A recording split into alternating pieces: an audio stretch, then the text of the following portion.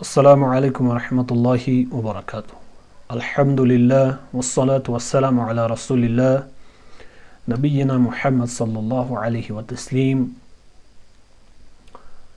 اللہم صلی علی محمد وعلی آل محمد کما صلیت علی ابراہیم وعلی آل ابراہیم انک حمید مجید۔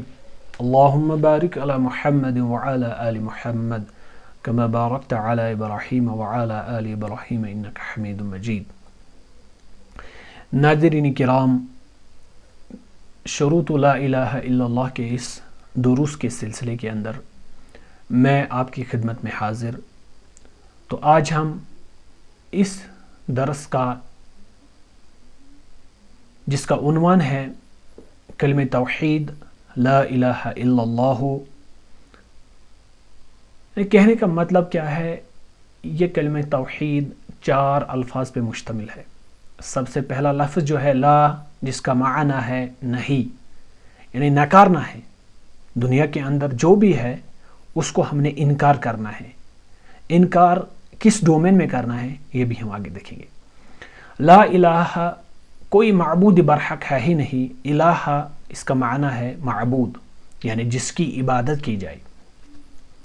کوئی معبود، لا معبود بحق، کوئی معبود برحق نہیں ہے الا سوائے اللہ کے۔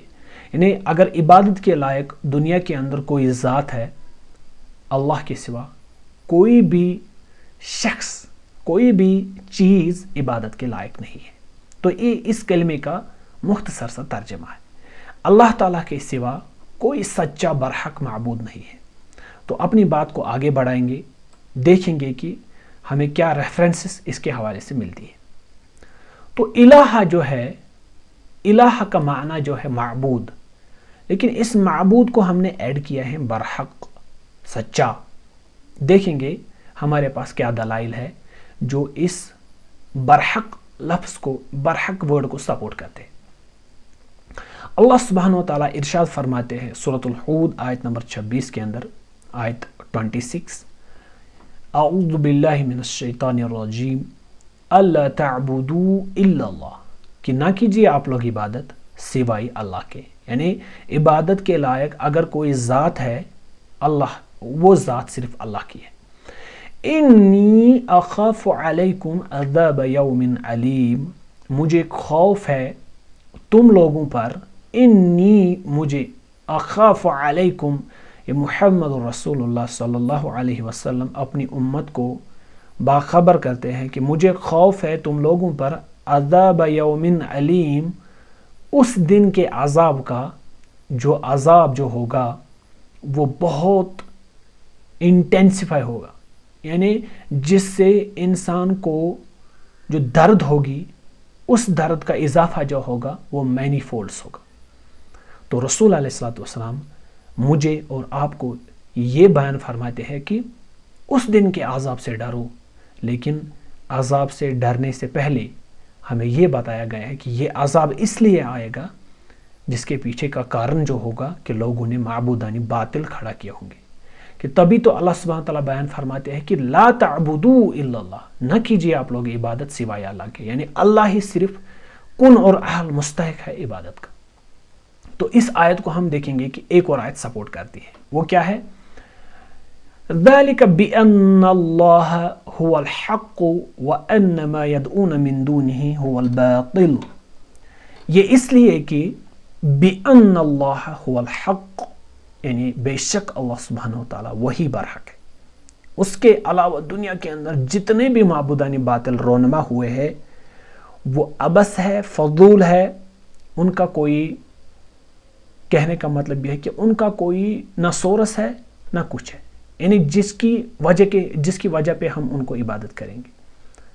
تو حقیقی معبود جو ہے اللہ سبحانہ وتعالیٰ ہے، جس نے دنیا کے تمام اشیاء کو پیدا کیا ہے۔ لوگ ان اشیاء کو عبادت کرتے ہیں، ان کو اپنا معبود سمجھتے ہیں۔ ذَلِكَ بِأَنَّ اللَّهَ هُوَ الْحَقُّ، یہ اس لیے کہ بے شک اللہ سبحانہ وتعالیٰ وہی برحق ہے۔ وَأَنَّ مَا يَدْعُونَ مِن دُونِهِ هُوَ الْبَاطِلُ، اور اس کے علاوہ جس چیز کی آپ عبادت کرتے ہو وہی باطل ہے۔ That is absurd، یعنی وہ عبادت کے لائق نہیں ہے۔ اگر آپ لوگ ان چیزوں کی عبادت کرتے ہو کو اصل میں دماغ آپ لوگوں کا جو دماغ ہے اس کے اندر اصل میں پرابلم ہے، وہی فالٹی ہے۔ تو وَأَنَّ اللَّهَ هُوَ الْعَلِيُّ الْكَبِيرُ، بے شک اللہ سبحانہ وتعالی بڑا شان والا ہے، رفیع الشان ہے اور بہت بلند ہے۔ تو دونوں آیتوں سے ہمیں یہ کنکلوژن وصول ہوتا ہے یا موصول ہوتا ہے، عبادت کے لائق اگر کوئی ذات ہے وہ صرف اللہ ہے، اللہ کے سوا جتنے بھی معبودان باطل دنیا کے اندر رونما ہوئے ہیں وہ سب باطل ہے، ان کی عبادت نہیں کرنی چاہیے۔ اب آگے بڑھتے ہیں کلمہ توحید کے ارکان، یعنی اب ہم دیکھیں گے کہ فنڈامنٹلز آف دس کلمہ توحید، یعنی یہ کن باتوں پہ مشتمل ہے، اس کی بنیاد کیا ہے۔ سب سے پہلے لا کا جو لفظ استعمال ہوا ہے اس کو ہم نفی کے نام سے جانتے ہیں۔ لا مینز نفی، انکار کرنا، کس چیز کو ہم نے انکار کرنا ہے اس کلمے کے اندر، اور کس بات کا ہم نے اقرار کرنا ہے۔ لا الہ، نہیں ہے کوئی معبود برحق الا اللہ، سوائے اللہ۔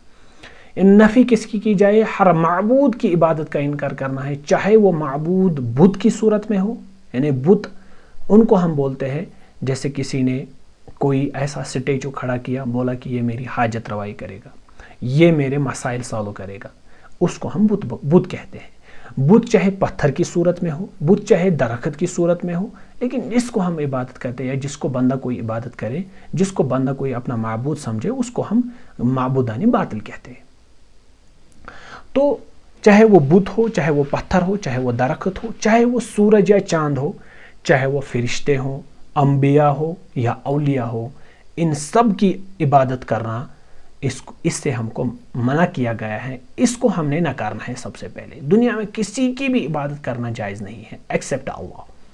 تو اس کے بعد ہمیں اقرار کس بات کا کرنا ہے؟ ساری عبادت صرف اور صرف اللہ تعالیٰ کے لیے ثابت کرنا ہے، یعنی بندہ جب بھی کوئی اپنی عبادت کرے، چاہے وہ چھوٹی سے چھوٹی عبادت کیوں نہ ہو اور بڑی سے بڑی عبادت کیوں نہ ہو، یہ عبادت ایک انسان کو اپنے اللہ کے لیے خالص کرنی ہے، کیونکہ اسی اللہ سبحانہ تعالیٰ نے اس کو پیدا کیا ہے۔ چاہے ایک انسان نماز ادا کرے، اس کو یہ خالص کرے اپنے اللہ کے لیے، چاہے زکوٰۃ دے، خالص کرے اپنے اللہ کے لیے، کسی کو دکھانے کے لیے یہ عبادت نہ کرے، چاہے بندہ حج کرے، دعا کرے یا مدد مانگے، نظر و نیاز وغیرہ کرے، صدقہ خیرات کرے۔ اگر ایک انسان کو ڈرنا چاہے تو اپنے اللہ سے ڈرنا چاہے، قربانی کرے بندہ، امید رکھے کسی چیز کی یا توکل کرے، جتنے بھی امور اس کے ذہن میں پیدا ہو جائے اور جن کا تعلق اس کو فائنلی کس کے ساتھ جوڑنا ہے؟ اپنے اللہ سبحانہ و تعالیٰ کے ساتھ۔ لیکن عبادت ایک جامع لفظ ہے، عبادت ایک جامع لفظ ہے، اس کے اندر تمام وہ ایسے امور آتے ہیں جن سے اللہ سبحانہ و تعالیٰ خوش ہوتے ہیں۔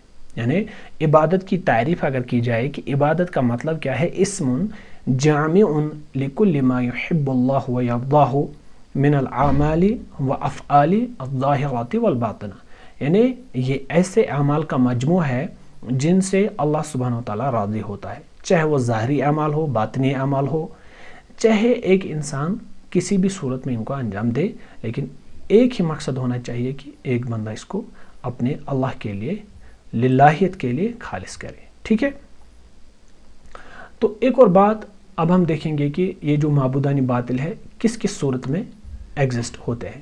پہلی بات، بتوں، پتھروں اور درختوں کو معبود بنایا گیا ہے، جس کے حوالے سے ہمیں واضح دلائل ملتے ہیں کہ قرآن مقدس کے اندر اللہ سبحانہ تعالیٰ بیان فرماتے ہیں، اعوذ باللہ من الشیطان الرجیم، افرأیتم اللات والعزى ومناة الثالثة الاخرى، کیا تم لوگوں نے نہیں دیکھا کہ لات اور عزا کو، اور تیسرا جو تھا ان کے اندر وہ منات تھا۔ تو ان کی حقیقت کیا ہے؟ لات، عزا، منات کی حقیقت کیا ہے؟ یہاں پہ دیکھتے ہیں۔ لات جو ہے سفید رنگ کا ایک پتھر تھا جو اہل طائف کا معبود تھا، یعنی لات ایک ایسا بندہ تھا، بہت نیک تھا اپنے زمانے کے اندر، لیکن لوگوں نے کیا کیا، جب بھی کوئی بندہ حج کرنے کے لیے جاتا تھا تو یہ لات بندہ جو تھا یہ ان کے لیے ستو پیش کرتا تھا، یعنی کھانے کے لیے، لیکن لوگوں نے اس عمل کو ایسے دیکھا کہ انہوں نے اس کو ہی معبود بنا لیا، اس کی ہی عبادت شروع کر دی۔ تو یہاں پہ جو لات ہے، رسول علیہ الصلوۃ والسلام سے کہا جاتا ہے کہ اے اللہ کے رسول صلی اللہ علیہ وسلم، کیا آپ لوگوں نے اس کے بارے میں کوئی معلومات حاصل نہیں کی؟ کیا غور و فکر نہیں کیا آپ لوگوں نے؟ تو کہا جاتا ہے کہ لات جو ہے سفید رنگ کا ایک پتھر تھا جو اہل طائف کا معبود تھا، لوگوں نے اس کو اپنا معبود بنایا تھا جو معبودان باطل تھا۔ تو مکہ کے اندر اسی طرح مکہ اور طائف کے درمیان ایک درخت تھا جس کو عزا کہتے تھے، لوگوں نے اس کو بھی معبود بنایا تھا. اسی طرح منات جو تھا مشرکین کی ایک پتھر کی دیوی تھی، لوگوں نے اس کو بھی معبود بنایا تھا. تو یہاں یہی کہا جاتا ہے کہ ان سب کو نکارو، ان کا انکار کرو، یہ عبادت کے لائق نہیں ہے. عبادت کے لائق اگر کوئی ذات ہے وہ اللہ سبحانہ وتعالیٰ کی ذات ہے. اسی طرح آیت سورۃ الفصلت آیت نمبر 37 میں کہا جاتا ہے کہ سورج اور چاند کو معبود بنایا گیا کسی زمانے میں. یعنی اللہ سبحانہ وتعالیٰ کا بیان ہے وَمِنْ آیَاتِهِ اللَّيْلُ وَالنَّهَارُ وَالشَّمْسُ وَالْقَمَرُ، اور اللہ سبحانہ وتعالیٰ کی نشانیوں کے اندر ایک رات ہے، دیٹس نائٹ، وَالنَّهَارُ اور دن، وَالشَّمْسُ وَالْقَمَرُ the sun and the moon، لا تسجدوا للشمس ولا للقمر، اور کہا جاتا ہے کہ نہ کرو سجدہ چاند اور آفتاب اور چاند کو. یعنی لوگ ایسے لوگ رونما ہوئے تھے جو آفتاب کو سجدہ کرتے تھے، آفتاب کو اپنا معبود سمجھتے تھے اور چاند کو اپنا معبود سمجھتے تھے. لیکن کہا جاتا ہے کہ ان کو سجدہ نہ کیجیے، ان کو سجدہ مت کیجیے. وَاسْجُدُوا لِلَّهِ الَّذِي خَلَقَهُنَّ، بلکہ آپ سجدہ اس ذات کو کریں، اس اللہ کو سجدہ کرے جس نے ان سب چیزوں کو، سب اشیاء کو بنایا ہے، پیدا کیا ہے. ان کنتم ایاہ تعبدون، ہرگاہ آپ لوگ خالص اس کی عبادت کرنا چاہتے ہو تو اسی کی عبادت کر لو. یعنی ورنہ دنیا کے اندر کوئی ایسا نہیں ہے جس کی عبادت کی جائے جو عبادت کے لائق ہے. تو یہ عبادت کا جو یہ فنڈا جو ہے یہ خالص صرف اللہ سبحانہ وتعالیٰ کو ہی سجدہ ہے. یعنی ایک بندے کو چاہیے کہ وہ صرف اللہ کی عبادت کرے. اور رات اور دن اور سورج اور چاند اس کی نشانیوں میں سے ہے. تم لوگ نہ تو سورج کو سجدہ کرو اور نہ چاند کو، بلکہ اللہ کو سجدہ کرو جس نے ان چیزوں کو پیدا کیا ہے، اگر تم کو اس کی عبادت منظور ہے، ورنہ پھر تو کافر رہو.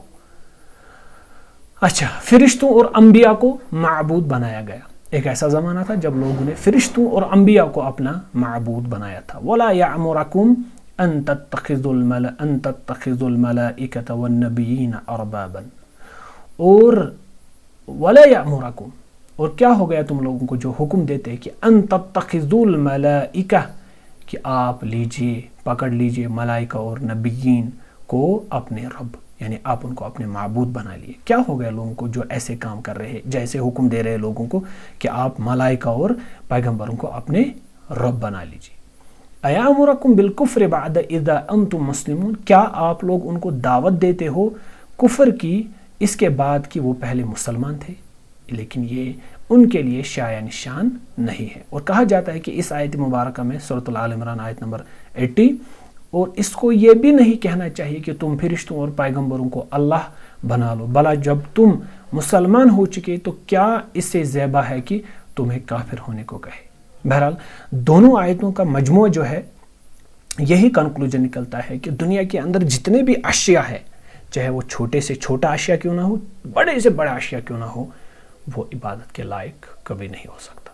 عبادت کے لائق وہی ہے جس نے ان تمام اشیاء کو وجود میں لایا. اور جو خلقت میں ہے، جس چیز کو اللہ سبحانہ وتعالیٰ نے تخلیق کیا، بلا وہ تخلیق کردہ چیز کیسے معبود ہو سکتا ہے؟ یہ تو ایک انسان کو ایک بیسک آرام سے سوچنا چاہیے کہ کیسے ہو سکتے ہیں یہ عبادت کے لائق.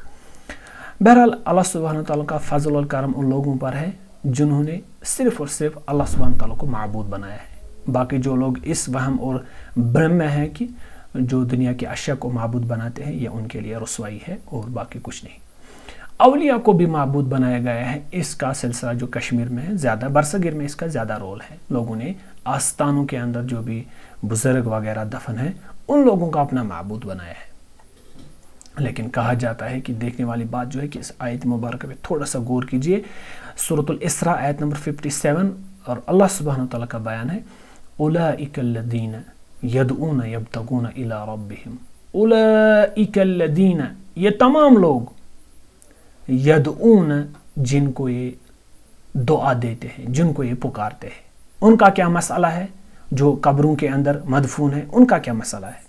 اللہ سبحانہ تعالیٰ بیان فرماتے ہیں اولئک الذین یدعون، وہ تمام لوگ جن کو ایک بندہ پکارتا ہے، یبتغون الی ربہم الوسیلۃ، وہ خود اس چیز کے محتاج ہے کہ وہ اپنے رب کے ہاں الوسیلہ ڈھونڈتے ہیں، یعنی ایک سورس، وہ ایک ایسے وسیلے کی تلاش میں ہے کہ کاش ان کو اللہ سبحانہ و تعالیٰ ناری جہنم سے آزاد کرے اور جنت میں جگہ دے.